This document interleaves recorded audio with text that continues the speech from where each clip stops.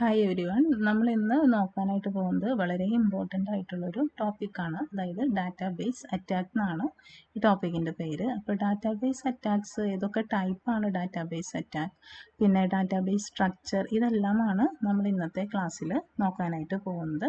അപ്പോൾ കുറേ type attacks നിങ്ങൾ ഓൾറെഡി കേട്ടിട്ടുണ്ടാവും. DDoS attack, man in the middle attack, SQL injection attack, privilege escalation, ഇതുപോലത്തെ ഒരുപാട് ടൈപ്പിലുള്ള അറ്റാക്സ് എല്ലാം അവൈലബിൾ ആണ്. അപ്പോൾ ഇന്ന് ഡാറ്റാബേസ് അറ്റാക്ക് എന്ന് പറയുമ്പോൾ തന്നെ നമുക്ക് ഒരു സെനേരിയോ കൺസിഡർ ചെയ്യാം. ഇപ്പോൾ ഒരു അറ്റാക്കർ ഉണ്ട്. അറ്റാക്കർ ഒരു ഡാറ്റാബേസ്, അതായത് ഇപ്പോൾ ഒരു സ്കൂളിൻ്റെ വെബ്സൈറ്റ് അറ്റാക്ക് ചെയ്യാൻ ട്രൈ ചെയ്യുകയാണെങ്കിൽ എന്താ സംഭവിക്കുന്നത്? അത് ഫ്രണ്ട് എൻഡ് ഉണ്ടായിരിക്കും, ബാക്ക് എൻഡ് ഉണ്ടായിരിക്കും. ബാക്ക് എൻഡിലാണ് ഡാറ്റാബേസും വെബ് സെർവറൊക്കെ ഉണ്ടായിരിക്കുന്നത്. അപ്പോൾ അറ്റാക്കർ ഫ്രണ്ട് എൻഡ് പോർഷനിലാണ് അറ്റാക്കിംഗ് എന്ന് പറയുന്ന ഒരു പ്രോസസ്സ് നടത്തുന്നത്. അപ്പോൾ ഈ ഫ്രണ്ട് എൻഡിൽ നിന്ന് ബാക്ക് എൻഡിലേക്ക് ഒരു കമ്മ്യൂണിക്കേഷൻ കിട്ടണമെങ്കിൽ എന്തെങ്കിലും ഒരു SQL ക്വറീസ് ഒക്കെ പാസ് ചെയ്ത് കഴിഞ്ഞാലാണ് ഇത് തമ്മിലുള്ള കമ്മ്യൂണിക്കേഷൻ പോസിബിൾ ആവുന്നത്. അപ്പോൾ ഈ SQL എന്ന് പറയുന്നത് സ്ട്രക്ചർ ക്വറി ലാംഗ്വേജ് ആണ്. അപ്പോൾ ഈ SQL എന്ന് പറയുന്നത് വളരെ ഇമ്പോർട്ടൻ്റ് ആയിട്ടുള്ള ഒരു ടൈമാണ് ഇങ്ങനൊരു അറ്റാക്കിംഗ് പോസിബിൾ ആവുന്ന സമയത്ത്. അപ്പോൾ ഡാറ്റാബേസിലാണ് നമുക്ക് ഒരു സ്കൂളിൻ്റെ ആവശ്യമായിട്ടുള്ള എല്ലാ ഡാറ്റയും കിട്ടുന്നത് ഡാറ്റാബേസിനകത്താണ്. അപ്പോൾ ഒരു സ്കൂൾ വെബ്സൈറ്റോ ബാങ്ക് വെബ്സൈറ്റോ ഒക്കെ ആണെങ്കിലും ഒരു അറ്റാക്കർ ഡാറ്റാബേസ് ബ്രീച്ച് ചെയ്ത് കഴിഞ്ഞാൽ ഓട്ടോമാറ്റിക്കലി അവിടുത്തെ സെൻസിറ്റീവ് ഇൻഫോർമേഷൻസ് എല്ലാം ഗ്യാദർ ചെയ്യാനായിട്ട് സാധിക്കും. അപ്പോൾ ഈ അറ്റാക്കർ ഒരു SQL കമാൻഡ്സ് അല്ലെങ്കിൽ മലീഷ്യസ് ആയിട്ടുള്ള SQL ക്വറീസ് ആണ് പാസ് ചെയ്യുന്നതെങ്കിൽ എന്താണ്, ഈ ഡാറ്റാബേസിന് അറിയില്ല ഇത് മലീഷ്യസ് ആണോ അല്ലേ എന്നുള്ളത്.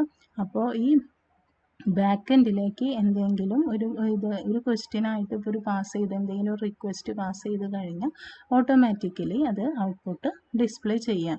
അപ്പോൾ ഇങ്ങനെയാണ് ഡാറ്റാബേസ് അറ്റാക്ക് സംഭവിക്കുന്നത്. ഇപ്പോൾ മലീഷ്യസ് ആയിട്ടുള്ള ക്വറീസ് ആണ് ഇപ്പോൾ പാസ് ചെയ്യുന്നതെങ്കിൽ ഓട്ടോമാറ്റിക്കലി ഇപ്പോൾ ഈ സെൻസിറ്റീവ് ഇൻഫോർമേഷൻസ് എല്ലാം ഏത് ഡീറ്റെയിൽസ് ആണ് അറ്റാക്കറിന് വേണ്ടത് അതെല്ലാം ഡാറ്റാബേസ് ഓട്ടോമാറ്റിക്കലി അറ്റാക്കറിന് പ്രൊവൈഡ് ചെയ്യും. അപ്പോൾ ഡാറ്റാബേസ് അറ്റാക്ക് എന്താണ് അറിയാൻ വേണ്ടിയിട്ട് നമുക്കതിൻ്റെ ഡാറ്റാബേസ് സ്ട്രക്ചറും കൂടി അറിയണം.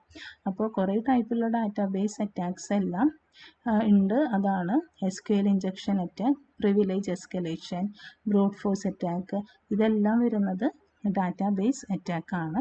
അപ്പോൾ ഒരു അതോറിറ്റിയുടെ പെർമിഷൻ ഇല്ലാതെ നമ്മൾ ഒരിക്കലും അറ്റാക്ക് ഒന്നും ചെയ്യാനായിട്ട് പാടില്ല. കൺസേൺഡ് അതോറിറ്റീസിൻ്റെ പെർമിഷനോട് മാത്രമേ ചെയ്യാനായിട്ട് പാടുള്ളൂ. അല്ലെങ്കിൽ അത് ഇല്ലീഗലാണ്. അതിൻ്റെ കോൺസിക്വൻസസ് നമ്മൾ ഫേസ് ചെയ്യേണ്ടി വരും. അപ്പോൾ നിങ്ങൾക്ക് ഇത് ചെയ്ത് പഠിക്കാൻ വേണ്ടിയിട്ട് ഒന്നില്ലെങ്കിൽ നിങ്ങൾക്ക് സ്വന്തമായിട്ടൊരു വെബ്സൈറ്റ് ഉണ്ടെങ്കിൽ അത് വെച്ച് നമുക്ക് ട്രൈ ചെയ്യാനായിട്ട് പറ്റും എങ്ങനെയാണ് ഈ ഡാറ്റാബേസ് അറ്റാക്കൊക്കെ ഉണ്ടാകുന്നത്. അല്ലെങ്കിൽ സാമ്പിൾ വെബ്സൈറ്റ് എല്ലാം നമുക്ക് അവൈലബിൾ ആണ്. അത് യൂസ് ചെയ്തിട്ട് നമുക്കിത് ചെയ്ത് പഠിക്കാനായിട്ട് പറ്റും. അപ്പോൾ ഡാറ്റാബേസ് സ്ട്രക്ചർ അറിയാതെ ഡാറ്റാബേസ് അറ്റാക്കിൽ എന്താണ് സംഭവിക്കുന്നതെന്ന് നമുക്ക് മനസ്സിലാക്കാനായിട്ട് സാധിക്കില്ല. അപ്പോൾ നമുക്ക് ഡാറ്റാബേസ് സ്ട്രക്ചർ എന്താണെന്ന് നോക്കാം. ഇപ്പോൾ നമ്മളൊരു എക്സാമ്പിൾ കൺസിഡർ ചെയ്ത് ഒരു സ്കൂളിൻ്റെ ഡാറ്റാബേസ് ആണെങ്കിൽ ഇതാണ് ഇപ്പോൾ ഒരു സ്കൂളിൻ്റെ ഡാറ്റാബേസ് ആയിട്ട് എടുത്തിരിക്കുന്നത്. ഈ മൊത്തം ഷെല്ലാണ് ഡാറ്റാബേസ് എന്ന് പറയുന്നത്. അതിനകത്ത് ടേബിൾസ് ഉണ്ട്. ടേബിളിനകത്ത് കോളത്തിൻ്റെ അകത്താണ് ഡാറ്റ സേവ് ചെയ്ത് വെച്ചിരിക്കുന്നത്. അപ്പോൾ ഈ ഒരു ഞാൻ സ്ക്വയറിൽ കാണിച്ചിരിക്കുന്നതാണ് ഡാറ്റാബേസ്. ഇതിനകത്താണ് വരുന്നത് ടേബിൾസ്. ഇപ്പോൾ ടേബിളായിട്ട് 4 ടേബിൾ ഞാൻ പ്രൊവൈഡ് ചെയ്തിട്ടുണ്ട്. ഇപ്പോൾ ഫസ്റ്റ് ടേബിളിന് വേണമെങ്കിൽ നമുക്കിതിനെ സ്റ്റുഡൻറ്റ് ടേബിളായിട്ട് കൺസിഡർ ചെയ്യാം. ഇത് teachers, non teaching staff, parents. അപ്പോൾ ഇങ്ങനെ 4 ടേബിൾസിനകത്താണ് അവർക്ക് ആവശ്യമുള്ള ഡാറ്റ സേവ് ചെയ്യുന്നത്. ഈ ടേബിളിനകത്ത് കോളമായിട്ടാണ് കൊടുത്തിരിക്കുന്നത്. ഇപ്പോൾ സ്റ്റുഡൻറ്റ് ടേബിൾ ആണെങ്കിൽ അതിൽ കോളം ആയിട്ട് കൊടുക്കുമ്പോൾ എന്തൊക്കെ കൊടുക്കാം? റോൾ നമ്പർ കൊടുക്കാം, നെയിം, മാർക്സ്, അറ്റൻഡൻസ്, അങ്ങനെ ഇതിനാവശ്യമായിട്ടുള്ള ഡേറ്റ കംപ്ലീറ്റ്ലി ഈ ടേബിളിനകത്തായിരിക്കും സേവ് ചെയ്യുന്നത്. അപ്പോൾ ഒരു അറ്റാക്കർ സ്കൂളിൻ്റെ ഡാറ്റാബേസിനെ അറ്റാക്ക് ചെയ്യാനായിട്ട് വരുമ്പോൾ എന്താ ചെയ്യുന്നത്? ഇതൊരു സ്റ്റെപ്പ് ബൈ സ്റ്റെപ്പ് പ്രോസസ്സായിട്ടാണ് അറ്റാക്കിങ് നടക്കുന്നത്. ആദ്യം തന്നെ ഡാറ്റാബേസ് അവർ ചെക്ക് ചെയ്യും. ഡാറ്റാബേസിൻ്റെ പേര് കിട്ടിക്കഴിഞ്ഞാൽ പിന്നെ ഡാറ്റാബേസിനകത്ത് ടേബിൾസിനെ കിട്ടാനായിട്ട് ട്രൈ ഔട്ട് ചെയ്യും. ടേബിളിന് കിട്ടിക്കഴിഞ്ഞാൽ ടേബിളിനകത്തെ കോളം അവൈലബിൾ ആണെന്ന് ചെക്ക് ചെയ്യും. കോളം കിട്ടിക്കഴിഞ്ഞാൽ പിന്നെ ഡാറ്റ ഗേദർ ചെയ്യാനായിട്ടുള്ള പ്രൊസീജിയറാണ് നെക്സ്റ്റ് ചെയ്യുന്നത്. ഒരു ഡാറ്റാബേസ് സ്ട്രക്ചർ എന്ന് പറയുന്നത് ആദ്യം ഒരു ഡാറ്റാബേസ്, പിന്നെ ടേബിൾ, കോളം, ഡാറ്റ. അപ്പോൾ ഈ ഡാറ്റ ബ്രീച്ച് ഉണ്ടായി കഴിഞ്ഞാൽ ഓട്ടോമാറ്റിക്കലി അവർക്ക് ആവശ്യമുള്ള സെൻസിറ്റീവ് ഇൻഫർമേഷൻസ്, ഇപ്പോൾ ബാങ്കിൻ്റെയൊക്കെ ആണെങ്കിൽ ക്രെഡിറ്റ് കാർഡ് ഡീറ്റെയിൽസ്, അല്ലെങ്കിൽ user name, password, email ID, ഇതെല്ലാം അവർ കളക്ട് ചെയ്യും. അപ്പോൾ ഡാറ്റാബേസ് അറ്റാക്ക് എന്ന് പറയുമ്പോൾ എന്താണ്, സെൻസിറ്റീവ് ഇൻഫോർമേഷൻസ് ആണ് ഡാറ്റ ബേസിൻ്റെ അകത്തുനിന്ന് ഗ്യാദർ ചെയ്യുന്നത്.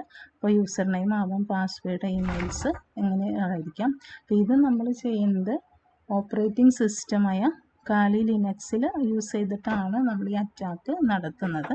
ഒരുപാട് ടൂൾസ് ഇതിൽ അവൈലബിൾ ആണ്. അതിൽ ഏറ്റവും ഇമ്പോർട്ടൻ്റ് ആയിട്ടുള്ളൊരു ടൂളാണ് SQL മാപ്പ് എന്ന് പറയുന്നത്. ഇത് ഓട്ടോമാറ്റിക്കായിട്ട് കമാൻഡ്സ് യൂസ് ചെയ്തിട്ട് നമുക്ക് ഇതിലത്തെ ഡാറ്റാബേസും അതുപോലെ ടേബിൾ, കോളം, ഡാറ്റയൊക്കെ കണ്ടുപിടിക്കാനായിട്ട് പറ്റും. വൾണറബിലിറ്റി ഉണ്ടെങ്കിൽ മാത്രമേ ഇതെല്ലാം പോസിബിൾ ആവുള്ളൂ. അപ്പോൾ നമുക്ക് അവൈലബിൾ ആയിട്ടുള്ള റിസോഴ്സസ്, അല്ലെങ്കിൽ worldweb.com എന്നൊക്കെ പറയുന്ന റിസോഴ്സസ്, സാമ്പിൾ വെബ്സൈറ്റൊക്കെ യൂസ് ചെയ്തിട്ട് നമുക്കിത് ചെയ്ത് പഠിക്കാനായിട്ട് പറ്റും. അപ്പോൾ നെക്സ്റ്റ് ക്ലാസ്സിൽ നമ്മൾ SQL മാപ്പ് വെച്ച് എങ്ങനെയാണ് ഈ ഡാറ്റാബേസ് അറ്റാക്ക് ചെയ്യാൻ പോകുന്നതാണ് നോക്കാനായിട്ട് പോകുന്നത്. അപ്പോൾ ഇന്നത്തെ ഈ ക്ലാസ്, അതായത് ഡാറ്റാബേസ് എന്താണ്, ഡാറ്റാബേസ് സ്ട്രക്ചർ, അതിൻ്റെ അറ്റാക്ക്, ഇതെല്ലാം നിങ്ങൾക്ക് മനസ്സിലായി എന്നാണ് ഞാൻ എക്സ്പെക്റ്റ് ചെയ്യുന്നത്. Thank you.